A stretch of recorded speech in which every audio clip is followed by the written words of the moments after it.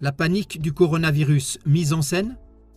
Michael Kent est un lanceur d'alerte allemand qui a été l'éditeur du Kent Dépêche pendant 20 ans. Il écrit dans son éditorial à propos de la politique autour du coronavirus que le premier principe dans toute situation dangereuse est d'éviter la panique. Chaque infirmier, ambulancier, épidémiologiste l'apprend lors de sa formation de base. Le premier message à la population serait de rester calme.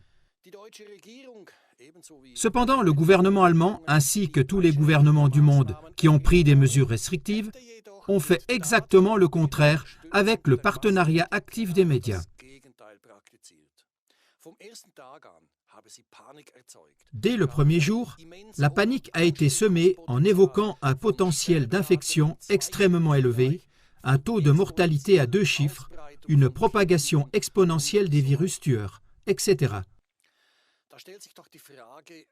Alors, pourquoi a-t-on appliqué le contraire de ce que chaque guide de gestion de crise recommande, de ce que chaque stagiaire apprend comme étant la règle la plus importante dans les situations d'urgence?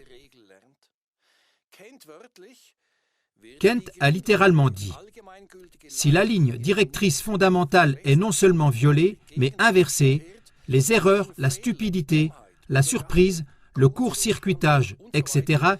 ne sont plus une excuse. » Les médecins critiquent également l'alarmisme provoqué par le coronavirus. L'association Ärzte für Aufklärung a tenu sa conférence de presse le 7 mai 2020.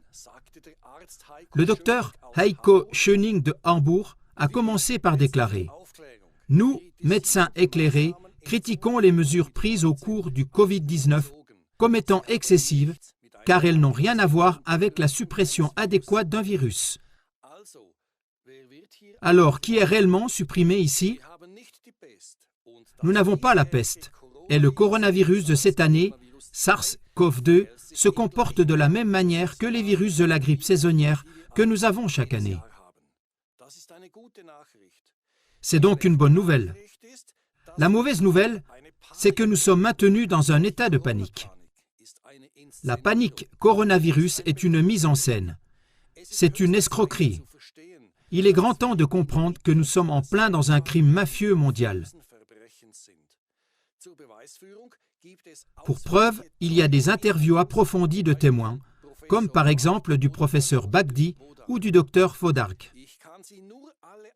Je ne peux que vous inviter à les télécharger avant qu'Internet ne soit également confiné par le coronavirus.